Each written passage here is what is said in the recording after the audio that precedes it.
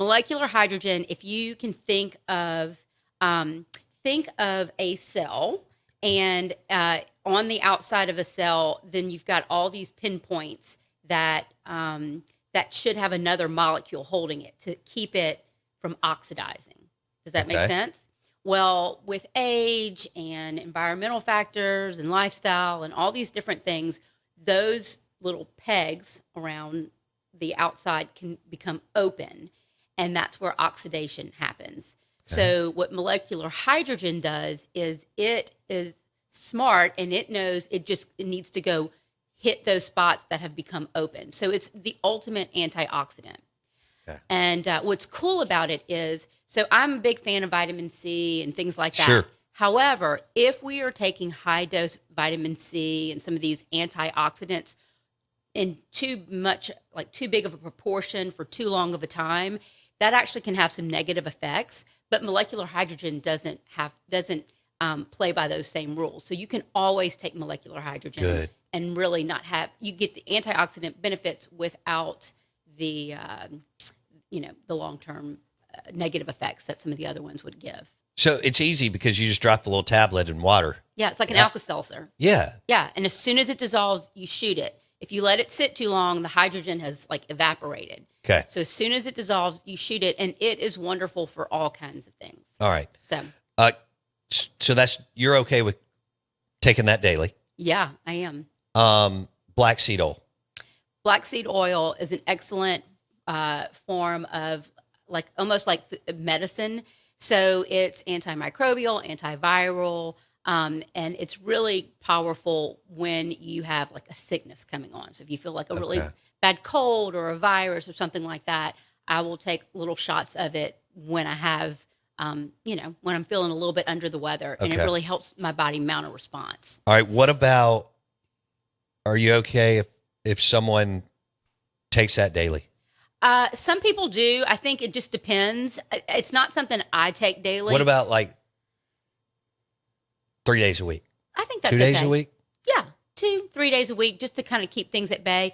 I think you had texted me once about oil of oregano too, which is really powerful, and it's awesome too to be utilized in the same respect. It's antiviral, antimicrobial, but if we take it, it's so powerful that if we take it long term, it can deplete the microbiome and just lose its efficacy. So you utilize it really like you would medicine. Okay. In my book. All right. And then you talked about the electrolytes, which I ordered 2 of your packs of electrolytes. One's potassium, and the other one's kind of like a regular electrolyte.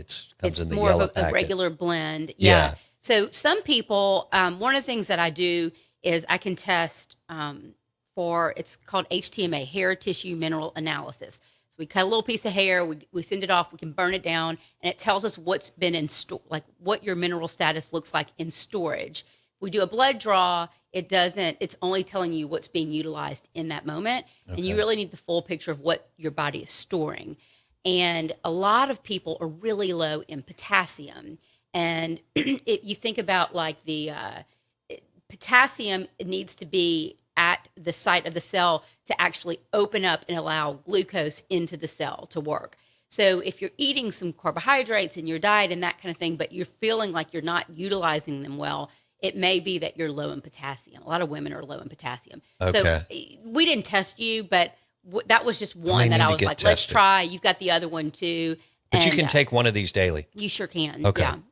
All right. Germaine Benoit on the Out of Bounds Show, ESPN 1059 The Zone, health coach to the stars, nourished and empowered on Instagram. She does a great job. Follow her, and then you can contact her if you want to order some fun lifestyle, healthy stuff like I did. Supplements. Thank you. All right.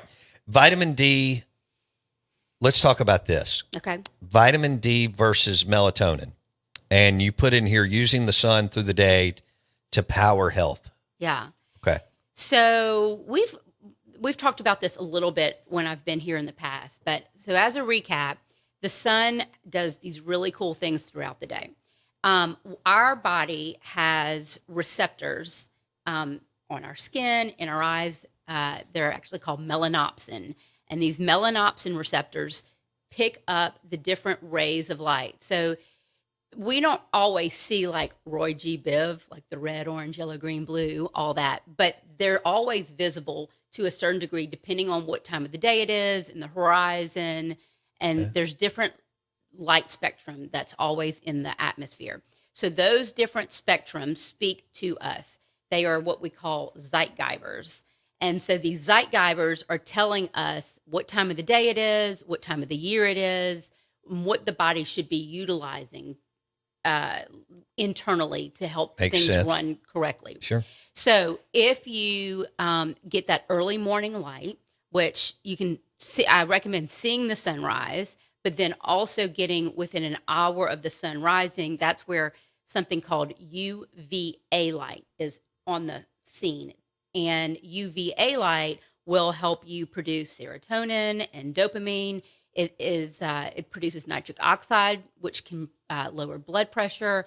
It helps with thyroid hormones because those light rays are communicating for the thyroid to make the conversions that it's supposed to make. Okay. And it'll also, which is really crazy to me, is that morning light will also stimulate melatonin. So it starts that melatonin production at, let's say, 7 a.m. in the morning. It's not utilizing it. It's just getting those wheels spinning so that melatonin can come on the scene in the evening and actually help you sleep better. So you mentioned that's like 7:30 to 9:30 in the morning. Depending on the time of the year and where you live. Okay. But yes, as a general rule of thumb. All right.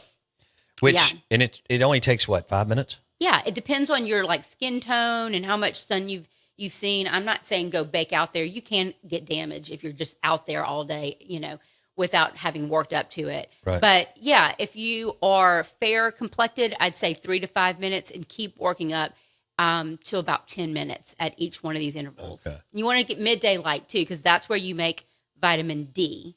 And so that's in the middle of the 11 to 3 p.m. Correct. 11 a.m. to 3 p.m. Yeah. Or a little bit later right now because of the sun. Okay. Just depends on the time of the year. All right.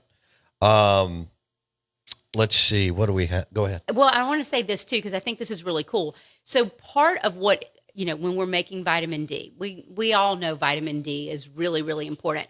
But another part of that aspect is we're making melanin. That's how your skin gets a tan, And so that melanin is actually very protective of us, and it can protect our bodies from electromagnetic frequency, which is a whole other topic, but we're bombarded by EMFs, right? Right. And so it's very protective of us. And what's really crazy is that if let's say you go on vacation and you get a tan, maybe you fly to get to, go to Costa Rica or something like that. When you fly home with your tan, a lot of times you'll lose your tan really quick because the melanin that you just produced in the sun is protecting you, and your body's utilizing it to help protect from like the electromagnetic frequency in the airport and in the airplane.